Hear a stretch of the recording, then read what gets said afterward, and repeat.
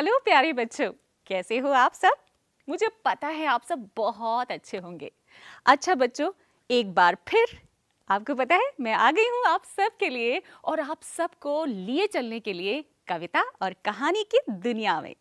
अच्छा ये बताओ कि आप सबने बहुत सारे मौसम तो देखे होंगे, सर्दी, बरसात, गर्मी, है ना? लेकिन आज जो मैं बात करने वाली हूँ वो बरसात की बात करने वाली हूँ। बरसात का मौसम सबको अच्छा लगता है ना? जी जी जी, बिल्कुल सही। क्योंकि जब बारिश होती है ना, तो बारिश से पहले क्या होता है, आसमान में काले काले बादल छा जाते हैं। और सिर्फ बादल नहीं छाते, बागों में मोर भी नाचने लगते हैं। यानी बारिश से पहले बहुत कुछ होता है हमारी इस धरती पर। तो बच्चों, आज मैं आपको बताने वाली हूँ एक ऐसी कविता के बारे में जिसका नाम है बादल। तो चलिए हम और आप मिलकर शुरू करते हैं इस कविता को। काले काले पानी वाले आसमान में बादल आए, बोलो कैसे आकर छाए, हवा पकड़कर लाती सरसर, छाए जैसे काले कंबल, कितने सुंदर लगते बादल, पेड़ों जैसे भेड़ों जैसे लगते, जैसे चलते घोड़े, बन जाते हाथी के जोड़े, नन्हे जलकण गए भाप बन, उसी भाप ने ठंडक पाई, बादल बरसे बरसा आई, करते गड़गड़ आते चढ़ चढ़, बिजली बादल को चमकाए, अंधियारे में राह दिखाए, मोर मगन मन झूम छनन छन, झूम झूम कर नाच दिखाए, खुश हो कर गाना गाए, बरसे बादल कल कल छल छल, तैर चली कागज की नैया, पूंछ उठाकर भागी गैया। तो बच्चों, कैसी लगी आपको हमारी ये कविता बादल? कितना अच्छा होता है ना जब बारिश होती है, काले काले बादल छाते हैं।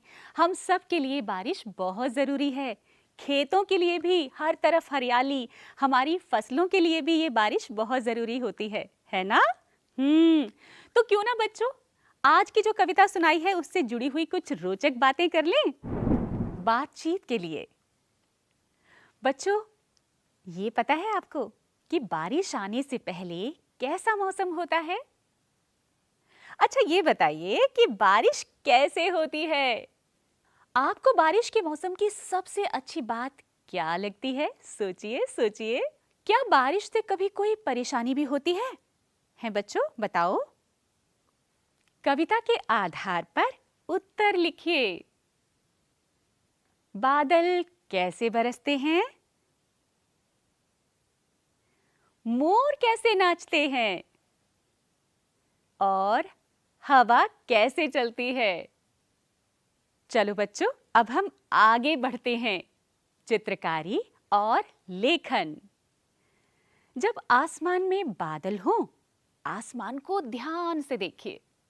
आपको कौन-कौन से आकार दिखाई देते हैं? इन बादलों के आकारों के चित्र अपनी कॉपी में बनाइए। आसमान और बादलों के बारे में कुछ वाक्य भी लिखिए। बच्चों, चलिए कुछ खोजें और जानें। आपको पता है कि हमारे घर जो अखबार आते हैं यानी समाचार पत्र आते हैं, उसमें भी मौसम की जानकारी दी जाती है। यानी कहीं ना कहीं बादलों वाली कविता की जानकारी होती है उसमें। मौसम कैसा रहेगा, कब बारिश होगी, यानी हम सब के लिए ये जानना जरूरी है। समाचार पत्र में मौसम की जानकारी अपने मित्रों के साथ मिलकर पढ़िए। शब्द जो होते हैं ना, उससे बहुत सारे हम लोग खेल भी खेल सकते हैं, यानी शब्दों का खेल। अभी आपने ये कविता सुनी ना, बादल। बादल शब्द सुनने पर आपको कौन-कौन से शब्द याद आए हैं? सोचिए जरा। हमने बहुत सारे शब्द इस कविता के अंदर सुनाए थे, जैसे बिजली, मोर आदि की तरह अन्य भी कौन-कौन से शब्द याद आते हैं आपको? सोचिए जरा और इन शब्दों को लिखिए। और लिखने के बाद आपके जो शब्द बादल शब्द से कैसे जुड़ते हैं, इन सब के बारे में अपने दोस्तों को बताइए, सबको बताइए। जैसे बिजली, मोर, बादल, ये कितने सारे शब्द आए? यानी और भी शब्द बना सकते हैं आप। बच्चों, अब जो कविता हमने पढ़ी थी ना, उसमें बहुत सारे नए नए शब्द आए हैं, तो क्यों ना हम उन शब्दों को दूसरे शब्दों के साथ जोड़कर एक नया शब्द बनाएं, यानी मिलान कीजिए और नए शब्द बनाइए। बहुत सारे शब्द हैं, जैसे मैं आपको बताऊं, पहला शब्द मोर। अब मोर के साथ क्या क्या जुड़ सकता है, सोचिए जरा। इसमें कितने सारे शब्द दिए हुए हैं, जैसे बाहर है, सूरज है, पंख है, लेकिन मोर की जब बात आई है तो कहीं ना कहीं पंख जुड़ जाएगा ना उसके साथ, तो हमारा एक नया शब्द बनेगा मोर पंख। इसी तरह और भी शब्द हैं, सोचिए, ध्यान से देखिए और उनके साथ आप जोड़ते चले जाइए। मैं शब्द पढ़ती हूं, जैसे अगला शब्द है रात, सूरज, बहार, मुखी, जामुन, नील, गुलाब, पत्र, समाचार, गाय, रानी, सदा। अब इतने सारे शब्द हैं, तो कौन से शब्द के साथ कौन सा शब्द सही जुड़ेगा, ये आपको सोचना है और एक नया शब्द बनाना है। बहुत ही मजेदार होगा ये और रोचक भी। तो चलिए अब हम आगे बढ़ते हैं। कविता में देखकर सही शब्द चुनकर लिखिए। हवा, रिक्त स्थान, लाती सरसर। अब सोचिए कि हवा क्या लाती है सरसर। अगला वाक्य बनता है नन्हे जलकण गए, रिक्त स्थान बन। अब नन्हे जलकण गए क्या बन गए, सोचिए जरा। अगला है मगन मन क्या छनन छन। सोचिए सोचिए, कविता में आया था ना। बरसे कल कल। अब क्या बरसे कल कल, सोचिए। अगला है हमारा वाक्य तैर चली की नैया। अब किसकी नैया थी हमारी, याद करिए। उठाकर गैया। क्या उठाकर गैया, सोचिए जरा। प्यारे बच्चों, इन शब्दों को पढ़िए।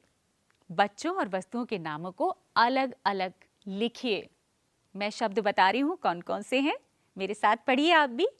पहला शब्द है टिल्लू, शक्कर, मुन्ना, गन्ना, लड्डू, मक्खन, मुन्नी, रघु, हल्दी, मुन्नू, भुट्टा, बस्ता, पप्पू।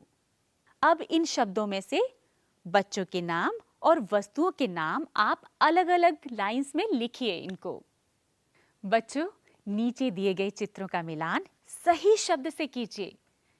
ये शब्द हैं जल, वृक्ष, मेघ, पृथ्वी। तो बच्चों, हमने कविता तो पढ़ी, तो क्यों ना आप कुछ लिखने का काम करें, यानी लेखन कार्य। चित्र देखिए और दिए गए शब्दों से रिक्त स्थानों को भरिए। ये शब्द हैं पानी, बादल, भाप, बूंदें, गर्मी। अब हमारे वाक्य हैं सूरज के प्रकाश से बढ़ती है। अब क्या बढ़ती है, शब्द तो ऊपर मैंने बताए थे आपको। अब इसमें सही शब्द भरिए आप। आगे बढ़ते हैं बच्चों। अगला वाक्य है हमारा गर्मी पानी को बनाती है। अब गर्मी पानी को क्या बनाती है, सोचिए जरा। सही शब्द ढूंढिए, खोजिए और इसमें भर दीजिए। आगे बढ़े। अगला है भाप ऊपर जाकर बनाती है। अब भाप ऊपर जाकर क्या बनाती है, सोचिए जरा। चलो आगे बढ़ते हैं। हमारा अगला वाक्य है बादल नन्ही नन्ही बरसाते हैं।